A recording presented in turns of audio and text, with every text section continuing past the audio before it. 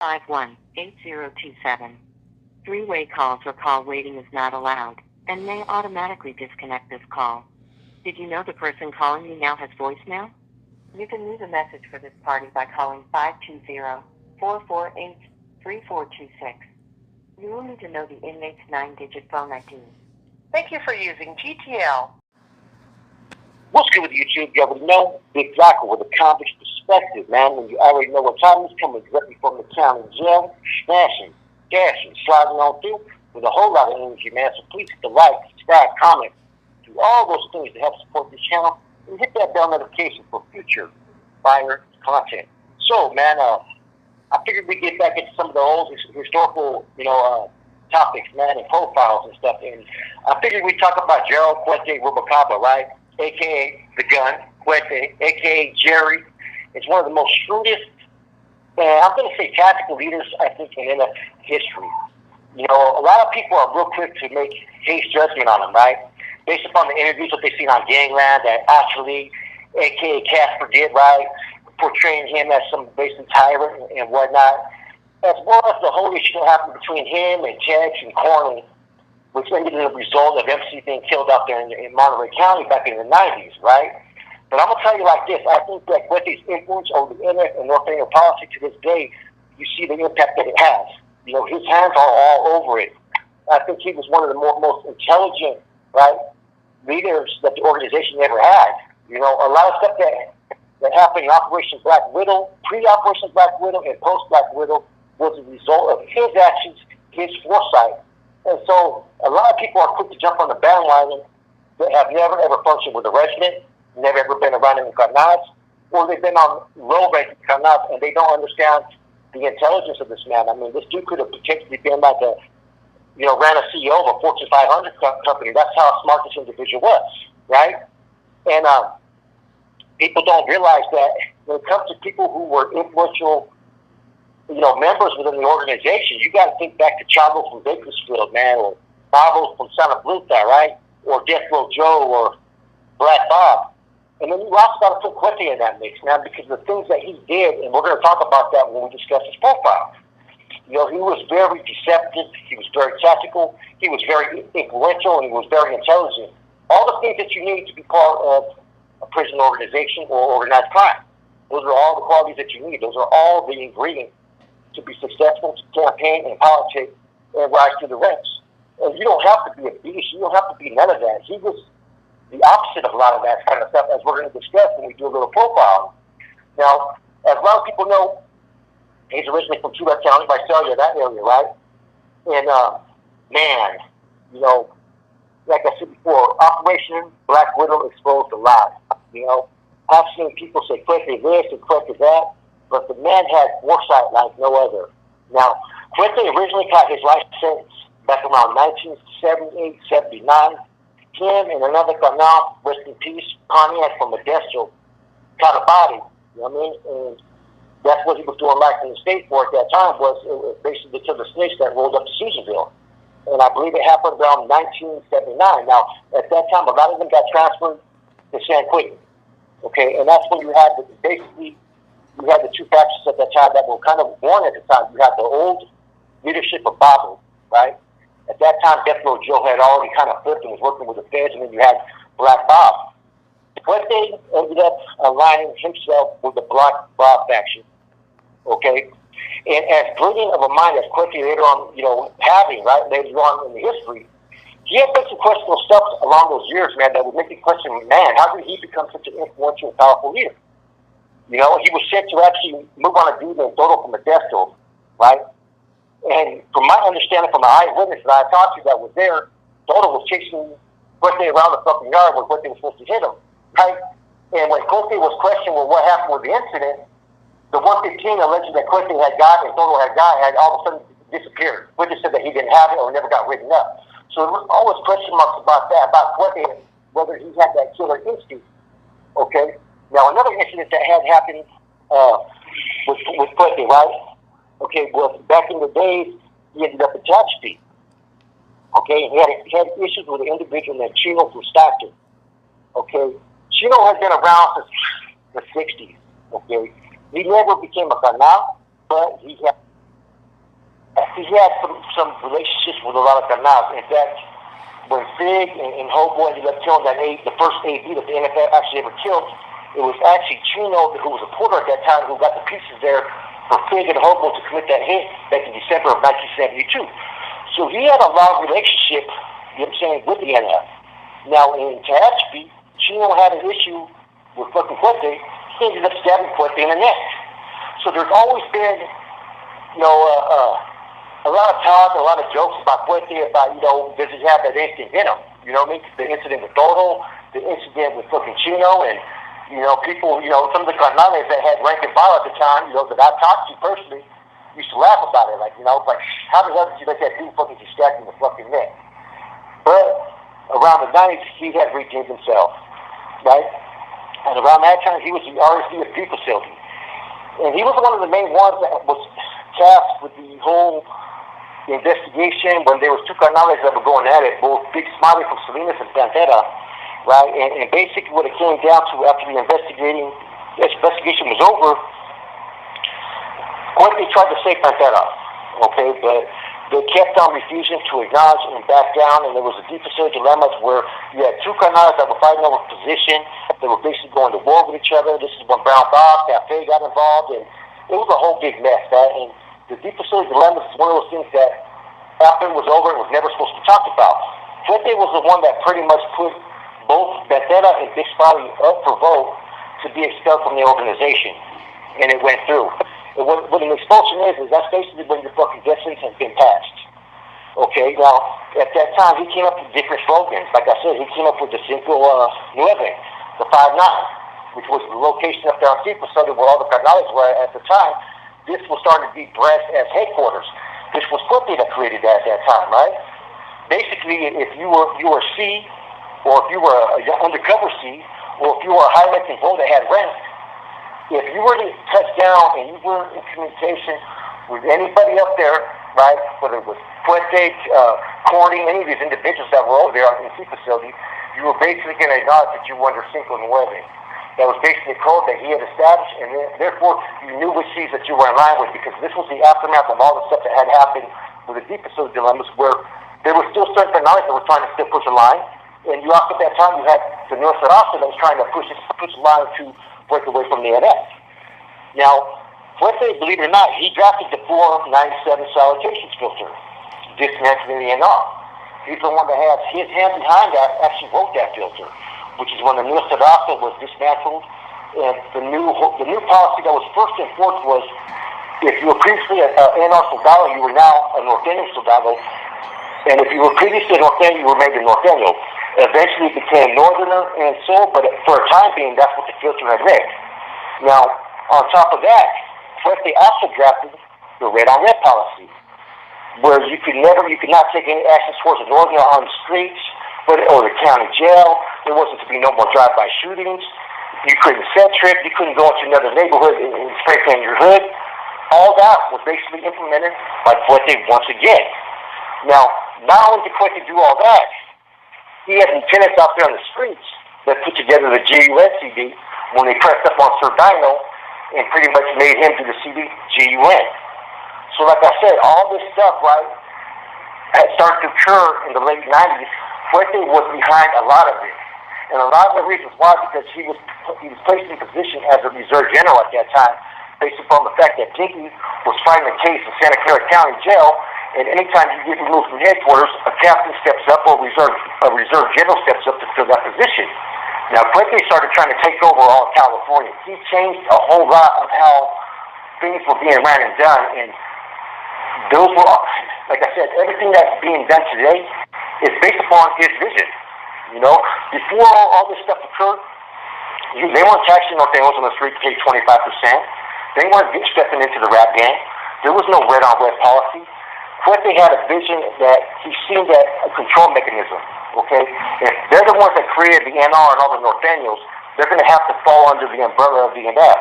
Therefore, in doing so, they have a lot more soldados out there who could actively do their bidding and make their money.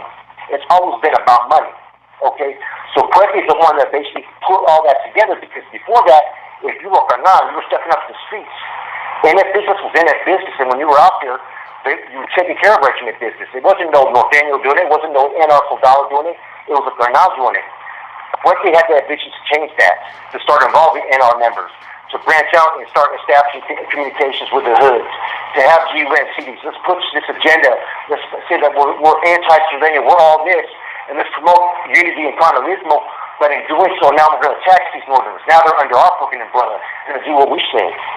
That was Cuete's influence within the NF and the Nathaniel movement. And like I said, a lot of people want to look at him as far as with a negative perspective based upon the fact of the videos Oscar did and Casper did on Gangland, and of course Operation Black Widow. All that shit came out. All the dirt and all the stuff that was going on that shouldn't have been happening started to come out. And of course it's going to take him in a certain light, as well as the issues that happened between him and Tex. Now, the interesting thing about Cuete and Tex is there was a good Garnal that ended up being killed named MC. Now, MC had his hang-ups. He had his shortcomings. But he was well respected in Salinas.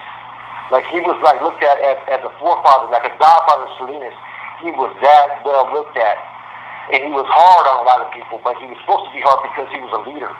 Right? He didn't do nothing or put any type of expectation on anybody that he didn't really live up to himself or something that he didn't be through. Everybody I know has spoke good about my deal, right? But at that time, there was a big power struggle over who was in control, whether it was Cuete, whether it was Tex, right? And a lot of that had to do with, there was a lot of vacancies in the OGB positions, okay? You got to remember, Chente Rojo from Chino was at one time one of the generals, had an OGB spot. And he ended up flipping during the San Jose indictments when all the boats got sent to death row. Okay? Now, on top of that, you had Brown Bob. Okay? Brown Bob ended up paroling. So when he pulled from Pelican Bay, he lost his OGB seat. So this is where TIFs came into play, and this is where you had the reserve generals. When Pinky was, he had generals that were now filling these slots in the late 90s that had never held those positions before. You know, Tex hadn't held the position, and Corny came into rising. Cuete, you know, Cuete was holding Pinky's position, so people were acting as generals because that was the position that was given to them. Okay?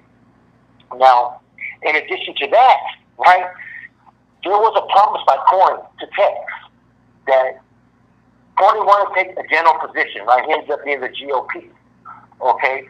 Corny had promised that Tex would get Salinas. Okay? As far as he would be the captain that would run that area. Salinas is one of the strongholds. When you think of the NF, you think of Los Angeles, you think of South Salinas. Salinas or San Jose, those are the two cities that come to mind. So, as Cuete became the SRG, and he's making all these changes, he wants to have his hands still on Salinas and all the regiments, because the more hands-on involvement he had, he was collecting money as well. So you had two Garnals that were high-ranking, that were once again bumping heads. And in the end, you had MC who was killed out there in the streets, right? Okay, and when he was killed on the streets, you know, some say Tex gave the order, some say fucking that Cuete gave the order. Both of them were trying to have and they were both blaming each other. The problem with MC being hit was it was never put up for a vote. Okay, Cafe was also one that got hit, which was Brown Bob. Okay, that was actually put up for a vote, but when MC got put up for it, it was never put up for a vote. And so that's why you had all these issues, and that's why when you think about it, why were both Tex and Cuete both demoted all the way from Cat 3 to Cat 1 and to never have a position in the organization? Because to this day, they both had placed blame on each other for why MC had died. Okay, and that's the truth. And a lot of people are sitting there like, well, what happened? You know, a good C died. Should he have been killed? You know, and the truth about it is only they know. You know what I'm saying? Only the top. If you're a Cat 1 Cat 2 member, you're not going to know all the details, man. Nobody's going to inform you because it's not your business. So that forever put a stain basically on Cuete and on Tex. And Cuete has kind of, as far as in the public eye, as far as within the end and some of the young Garnals that were not around at that time, a lot of people look at him as they call based upon the shit that Ashley was talking about. Now, Ashley wasn't no perfect saint either. Okay, and a lot of that stuff that happened with Ashley came later. Okay, and that all goes back to Corcoran. I remember when fucking Ashley had got to Corcoran, and they were advised by Carlitos and Wino that, hey, there's a green light on you, bro. That's what they put a green light on you. But at that time, Wino had already opened up an investigation. Wino at that time wasn't an NF leader; he was a captain, and he had opened an investigation on Cuete. And basically, Ashley was giving him all the information because Ashley was basically Cuete's understudy. Now, there's question marks to how much of what Ashley had said is true. Was Cuete really doing all the stuff that he said he was doing?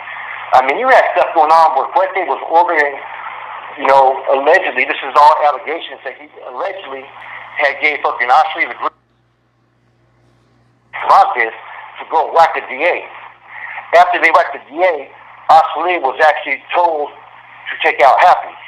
Happy had done nothing wrong but have some drug issues. And Happy to this day still in good standing. But that's a fucked up thing that you got a guy now that's trying to cover his tracks on everything he does, telling someone that he trusted, which was Ashley, which was his little protege, after you guys whacked this dude, fucking take out Happy. What ended up happening was fucking Ashley ends up flipping, and everything that Ashley had been doing all those years, and honestly, all those things that Cuete had been doing all those years, Ashley put on blast.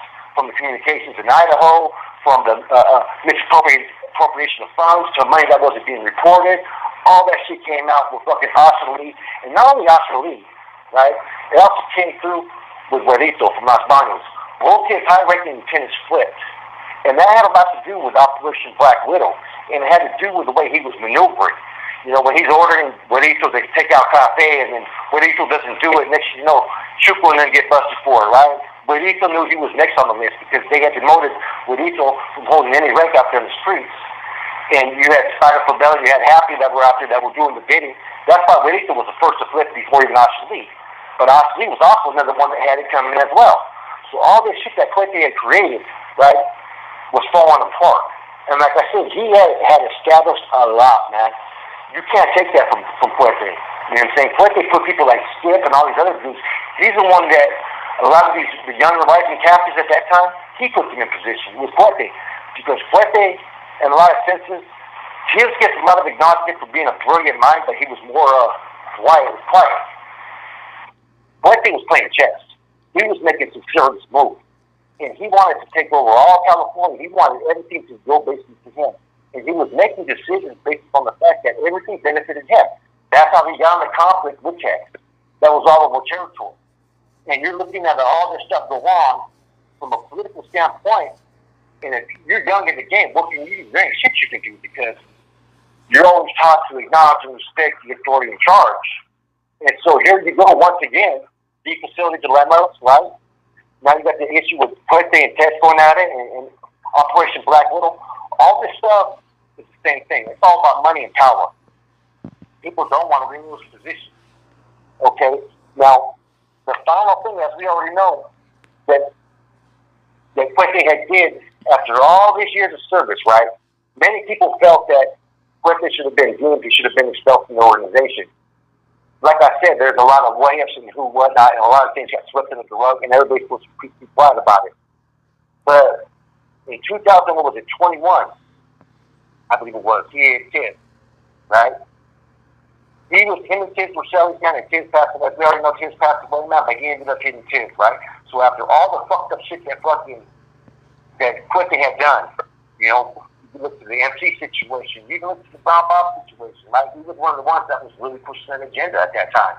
You look to all these people that got caught up, or Gene No Good, or Asha Lee, and all these other individuals falling under his basic authority. They all ended up getting caught up because he created his power. And then you used the individual that did all this fucked up shit to hit a dynamic like Tiz, who, after 45 years of service, got hit because he started to go a little bit crazy in the head. He started to play with the Islam religion, as we know. He started to serve two masters. And like I said before, I may not agree with Tiz getting hit, but I understand why it happened. And I can't say that it's actually, if you're going to look at it from a political move and, what's in the best interest, it was a move that had to happen. You know what I'm saying? Based upon the fact that he had became a threat, basically becoming senile in old age. Just like the same thing with fucking Pegleg. When Pegleg got sick and was dying, they put a green on him. Same thing happened with Tiz. Tiz was talking crazy. And there was a lot of secrets that needed to be concealed. So there's a reason why Cuete and Tex, didn't get hit. The things that they did They should have been hit. That little internal conflict war, they should have been hit. I mean, there's people that died over that war. Good enough and good roles that got killed. But there's a reason why, because they all know the skeletons of each other's fucking closets, man. They all know the fucking shit, and they've been part of it together this whole way. Like I said, even the situation happened with Operation Quiet Storm. If you look at all those mistakes that were all aligned on one side, all those individuals have their own skeletons as well. They all have fucking blood on their hands and have dirty shit that they've done to fucking rise through the ranks.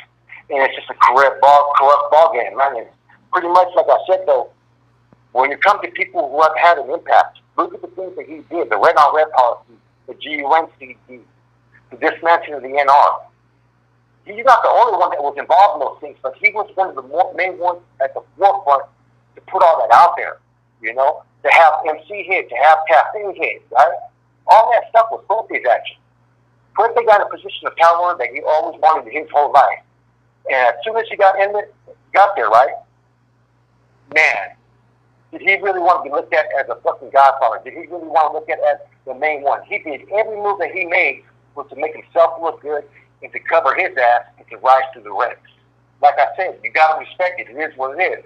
If you want to take one of the most brilliant and shrewdest individuals within the organization, like I said, him and Black Bob are probably the two highest ranking individuals from my personal standpoint of what I've seen and what I know. With that said, your boy Flacco from a comedy perspective, I'm out.